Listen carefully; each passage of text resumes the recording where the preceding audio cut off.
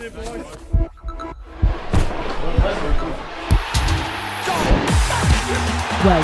to the show that has it all. This is the Betfred Super League. What a game! Champions, challengers, newcomers, leagues faithful, hold on tight. This is the Betfred Super League 2024. There's nothing like league. Yeah.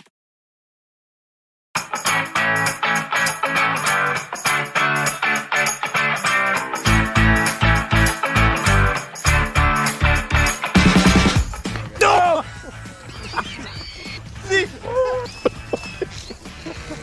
Got me here. It took a big chunk out of me. Bleeding. It's bleeding. Oh no, it's bleeding. The thing just ripped my ear off. What do you think?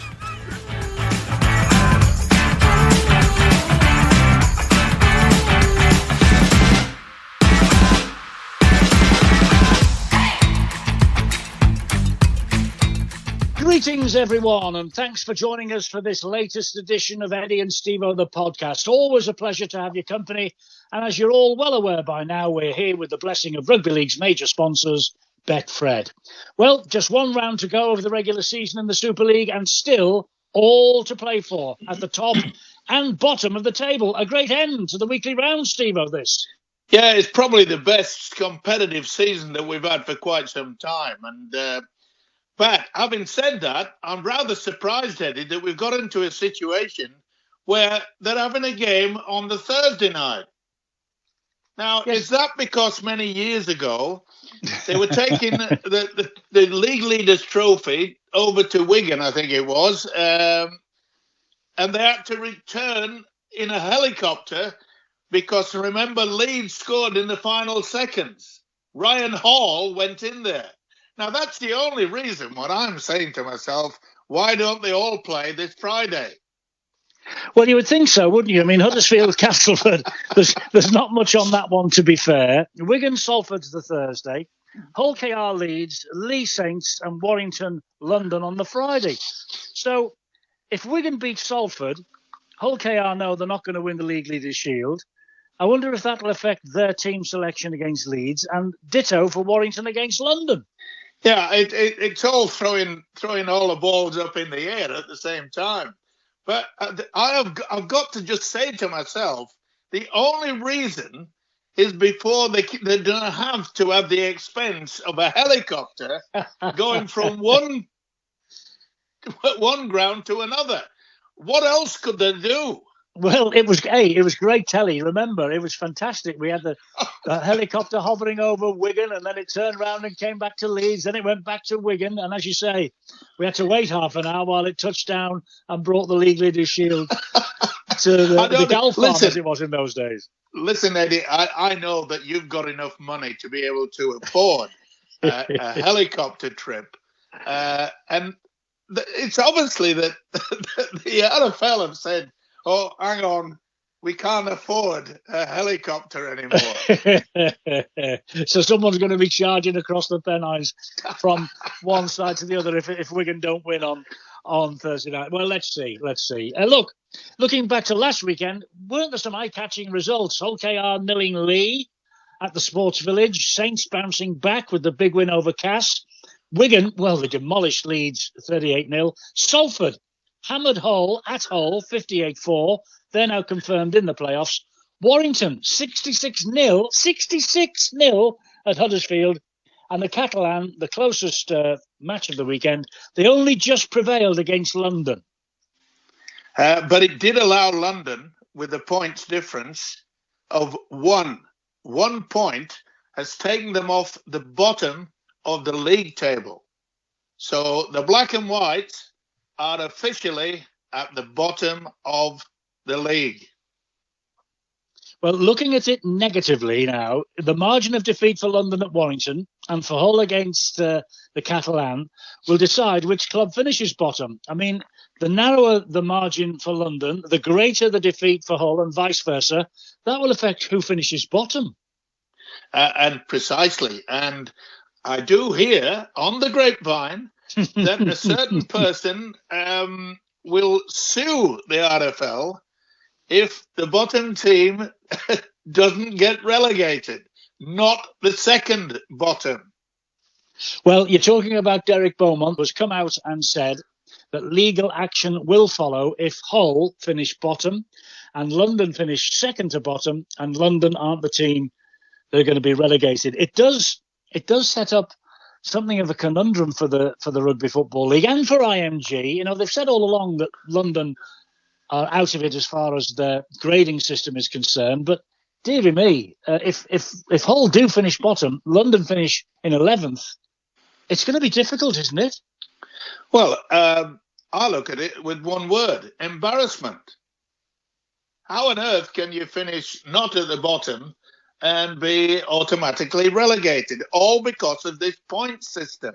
Well, that's been said from day one of this season, as we all know. But look, if Hull do finish bottom, what does it tell us about Hull moving forwards? They've been absolutely dreadful this year. They've coasted through the season knowing they're safe because London are deemed not to be fit for Super League. They've sleepwalked, Stevo, into the end of the year.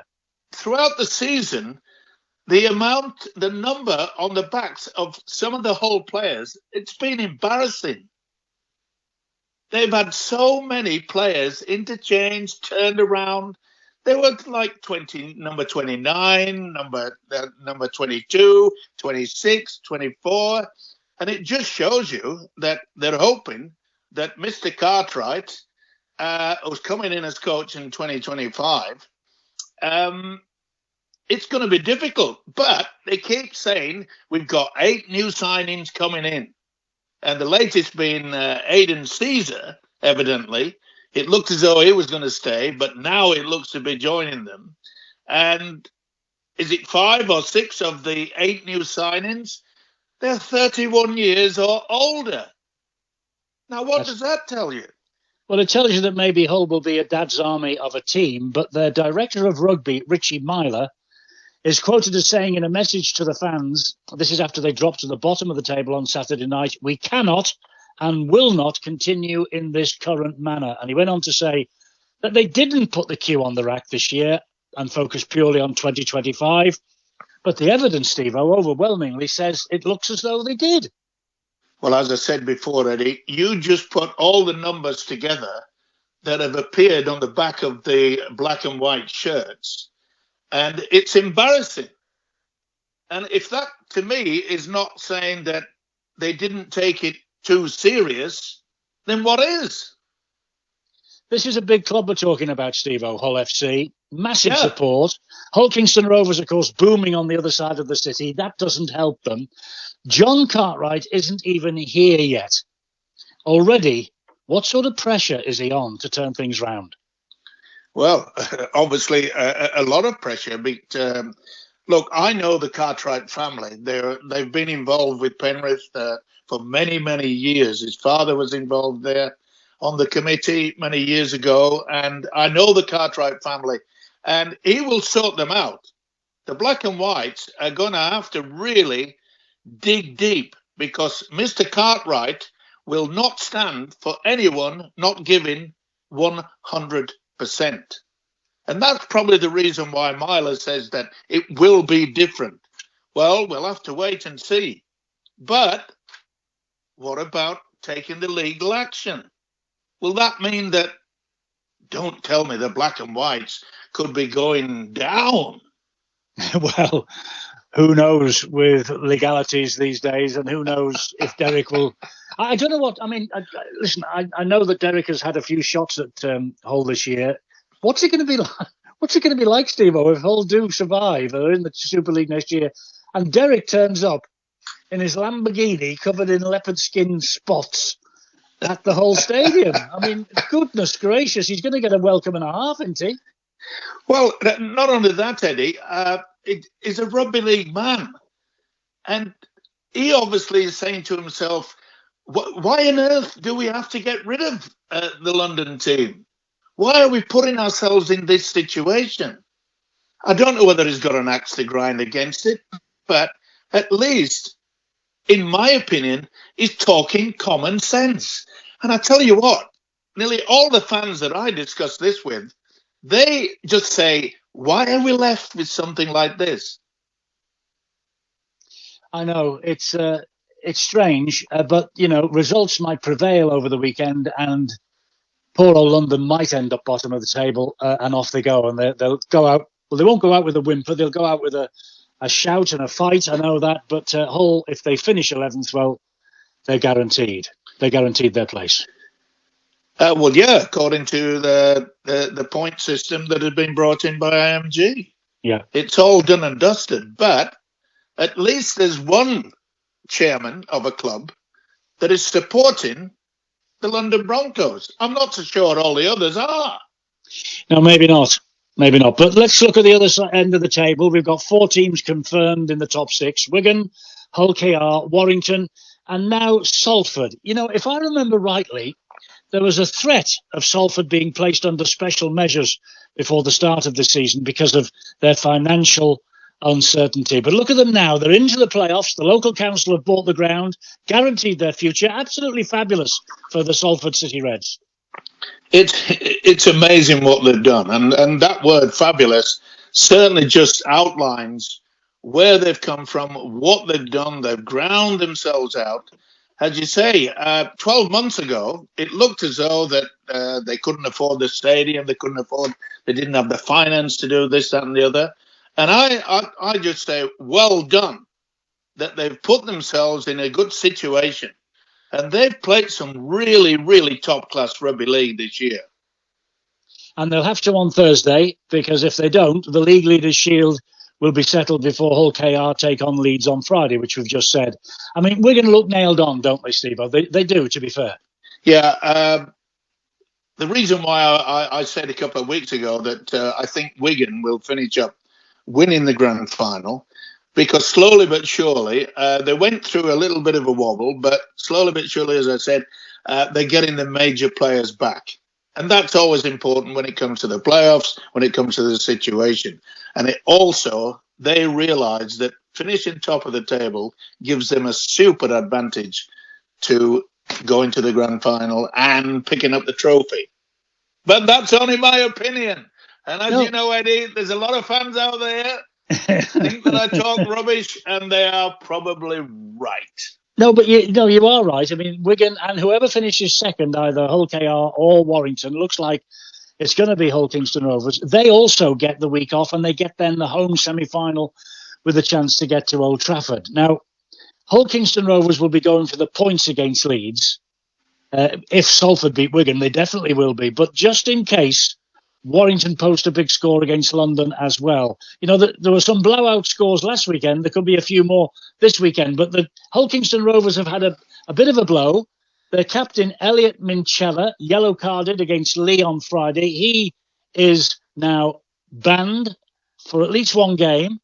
And to have any chance at all, the Catalans, they must win at Hull, which in fairness they probably will. But they have got Artur Romano. He's also banned. I don't think we've ever seen a finish like this. Yeah, it's going to be tight. And, as I mentioned, it's great for the fans, but it's nervous for the clubs and all that sort of situation. But I can't wait for the next Thursday for it all to start. And will they? Obviously, they'll have the League Leaders Trophy there. But I've seen upsets happen when it's odds-on favourites, and Wigan are odds-on favourites to win at the weekend. Well, on Thursday anyway. Yeah. And they should pick up the League Leaders Trophy. But you never know. You don't. That's what's wonderful about the game this year. Catalan can make the playoffs if they beat Hull, and then Lee lose to St Helens, or Leeds win at Hull Kingston Rovers. I'd be really sorry for Lee if they do miss out. Really sorry. And good news for them, Edwin Ipapi, he's so important to the Leopards. He'll be back, having missed the last 2 with a bit of a neck injury.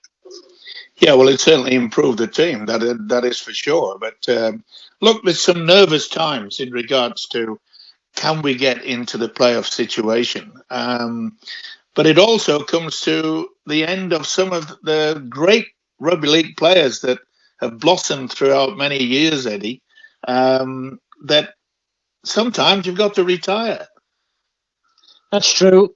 That is true. And the race might all come down to this points difference over the weekend, Thursday, Friday, and Saturday. Let's see. Talking of the players who are quitting at the end of this year, we've mentioned Danny Houghton and Paul McShane last week. Jermaine McGilvray, Stevo, he's retiring after 17 years at Huddersfield, and Sione Matautia is leaving St Helens at the end of this season too. Now, McGilvray's 36. Matautia, though, only 28. Can you see him finding a club back home in Australia when he goes home?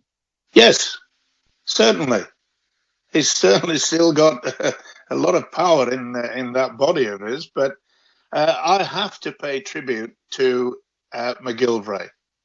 36 years of age, 17 years at Huddersfield.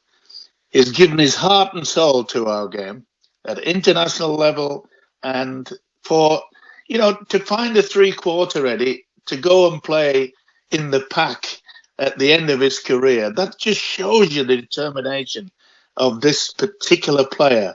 And all I can say is thank you very much for what you have offered all the fans and the game itself. You've been a legend.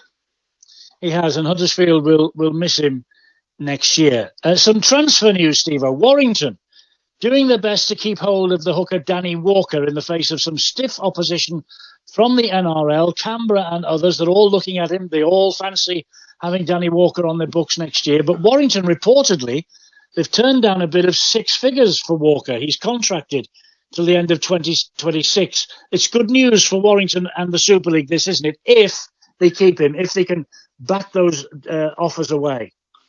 The big question here, Eddie, and it always will be when the Australian clubs come looking for any of our players over here, and as you say, a 6-figure offer is not to be rebuffed, but it's a different situation at Warrington now.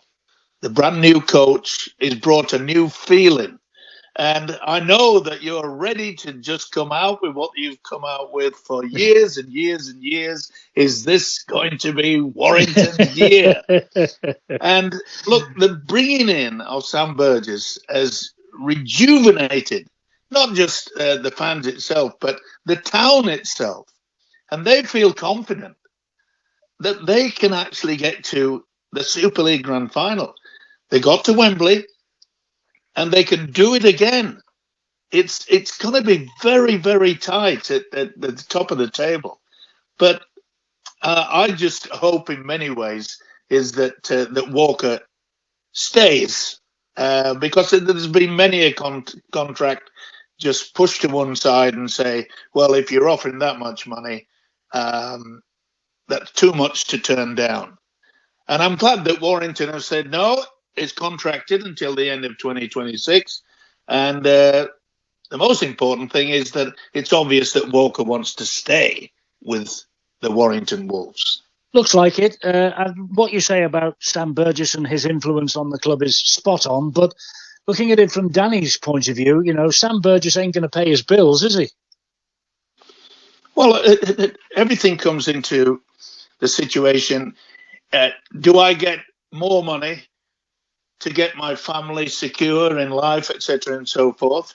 I did the same thing when I left Dewsbury. There's only one reason why I went to play in Australia.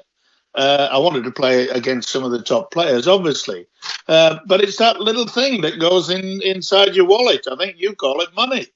Yeah, I do. I don't see much of it these days, not as much as you anyway, that's for sure. We're also talking about now Kyle Felt, who is joining St Helens next year, a replacement for Tommy Makinson, who is heading off to the Catalan Dragons. This Felt is pulling up the trees in the NRL's playoff series for North Queensland, from all accounts, isn't he? Yeah, he's a good player. That is for sure. And how exciting has it been, the NRL, right down to the sort of sudden death games. I mean, what better to have watched, and I'm sure everybody would have witnessed that. Canterbury, the Bulldogs, were in total control over the favourites, the Manly Sea Eagles, and in the dying moments, they got home, 24-22. Even the commentators were saying, I just can't believe that the Bulldogs lost that game. They were superior in every department, but it shows you one thing. You play to the final second. And they got home, 24-22. It was a great game. Yes, and I know that Manly are your favourite team in Australia after Penrith because you live in the area. But was a hell of a game, 24-22, played at the Accor Stadium. Now, that's the Olympic Stadium, isn't it, in Australia? Yeah.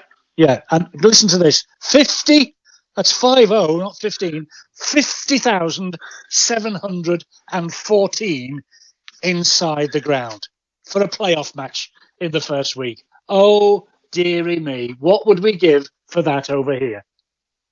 Well, we keep saying it, Eddie. Let's hope that the NRL do what has been rumoured, that they will come in and bolster the RFL and Super League in this country.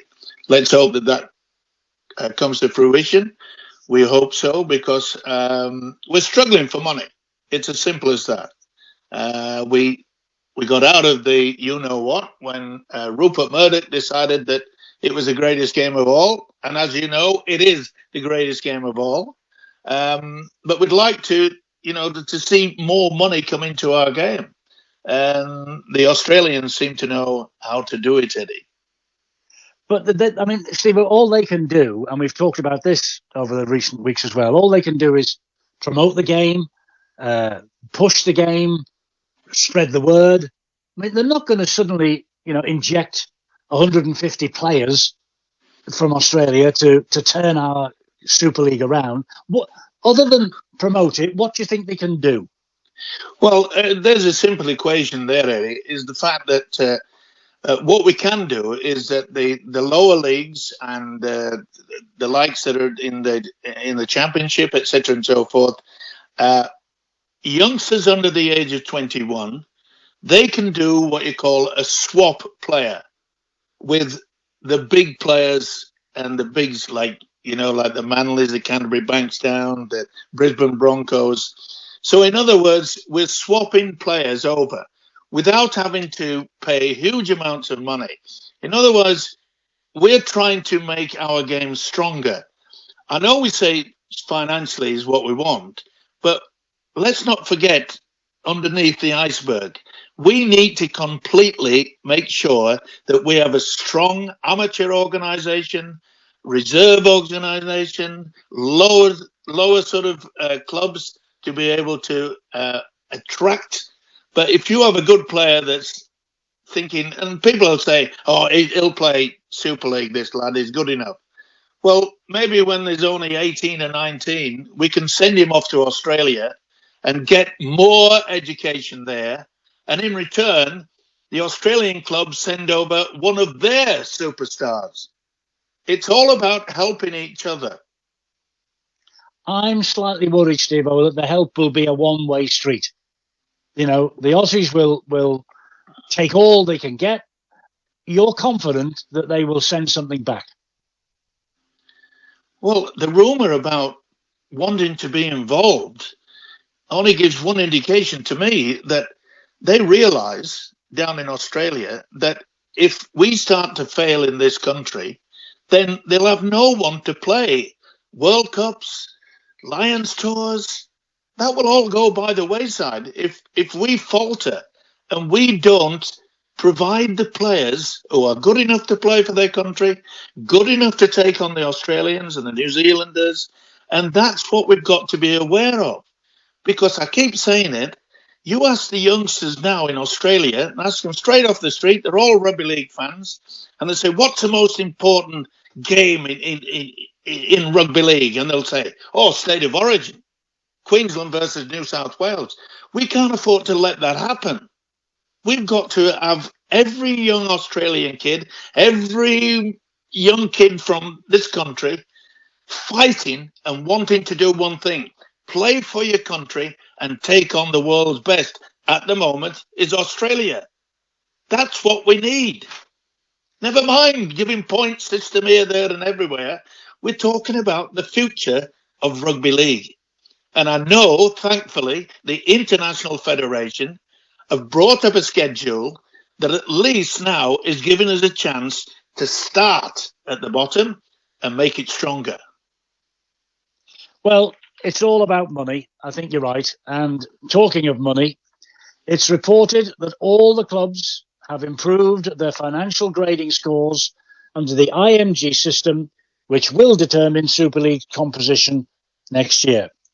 That's what it's reported. But as I can see, as I look down some of the reports, most of them are posting losses for this financial year. St Helens, for instance, their losses have trebled. Look, there's not many clubs make a profit. So therefore, we have to get the money from somewhere else. Obviously, television situation, from radio, blah, blah, blah. But I don't think the radio pay anything, Stevo. Well, I don't think the radio pays anything. That's what I'm saying. Down under, you don't get it for free. If you don't charge them, I can't go into a shop and say, listen, if I take that for nothing, you'll have a higher profile. I just can't. I'm no financial wizard, but I do know how to make a quid. Well, you've always done that all your life. You didn't know how to spend one, by the way, but you know how to make one. That is for sure. But as far as I can see, debt's written off. A revaluation of the club's assets taken into account. That means, I assume, revaluing their stadium and that sort of thing. But basically, it's pretty grim reading, Stevo. And if Saints are so heavily in debt, and they're one of the biggest names in the game, what's going on? I mean, the club's total revenues fell, according to what I'm reading now, by 180,000 from 9.2 million to 9.095 million, mainly down to reduced central distribution from the Rugby Football League and reduced broadcasting rights. A former Super League giant club, they're now in the Championship, sadly. Bradford Bulls had a turnover last year of £2.1 million. They turned in a profit. Okay, minute, 22 grand. But they turned in a profit, Stevo, at Bradford. They're doing something right. Of course they are. Congratulations on doing that. And I, for one, would welcome the Bradford club to go back to the top of the table. It was many moons ago that they were the bosses. They were the kings of the Rugby Football League. It was fantastic, wasn't it? They were great. Yeah, of course it was. And, the mascot and all that sort of thing, it was a celebration. Every time we used to go to Oxford Stadium, it was like a jamboree. It wasn't just, let's go there and watch the game. Congratulations for what Bradford have done. Indeed. And, all this financial stuff's way beyond us too. Look at our bank accounts for proof of that.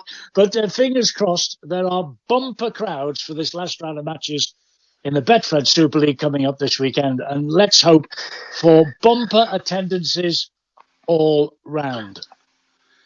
Well, so do I. Look, our game needs as much injection of fans, not just the money, but, let's get back to getting really, really good fans. And this should spark it off, because it's been, as I said earlier, it's been the best competitive tournament that we've had for quite some time, where we're down to the last weekend.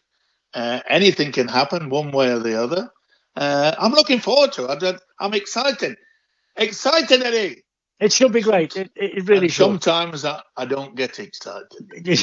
Yeah, not very well. You've got to watch the old ticker, old boy, haven't you? You can't have that be beating out your chest anymore. You talk about the NRL and the fact that they can promote the game. Just to finish off, you're right. There were 4 games in the playoffs week 1 last weekend. 50,700 at the Acor Stadium we've mentioned. Melbourne for the Cronulla Sharks game, 26,000. North Queensland for the game against the Knights, nearly 25,000.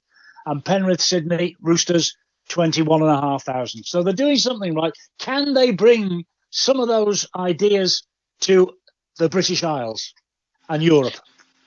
Will the league's clubs accept that?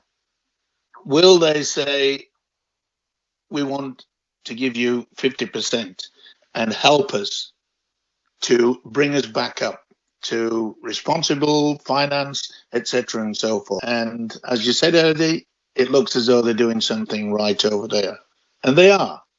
And they're building and building. They know they're going to expand.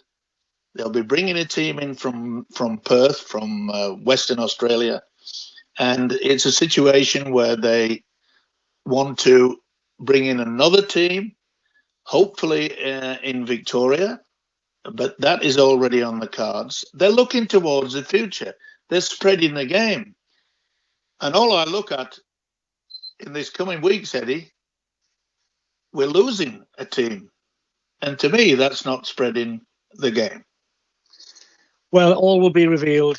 They said at the end of the season, we'll all know what's going on. And here we are now, just about at the end of the season. So let's keep our fingers crossed. Listen, a little smile for you before we go.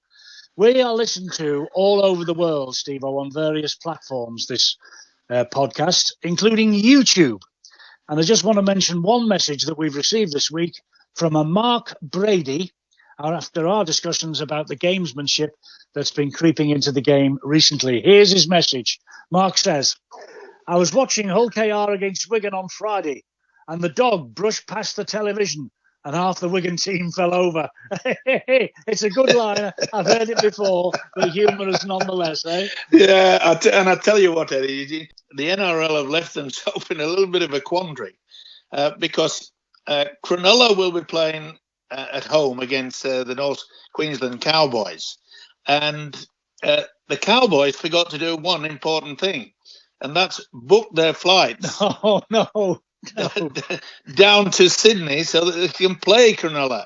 And they've had to appeal to the NRL that all the fans have booked all the flights and you just cannot get on a plane to come down from the north of Queensland so that you can witness the Cronulla clash.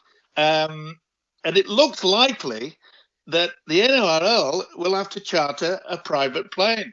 Wow. Which is roughly around £1,000 a person. And that's only one way, evidently. They might be going and not coming back. Flipping. Oh, well, they don't get everything right in Australia. That's music to my ears. That's it for this week, Stevo. Next week, all being well, I've got one of those in-depth interviews lined up with a Super League personality. All will be revealed next week. And the week after, because of staff holidays on our podcast, we won't be around. So we will next be chatting in the week of the grand final. Can you keep your powder dry until then? I think I can, Eddie.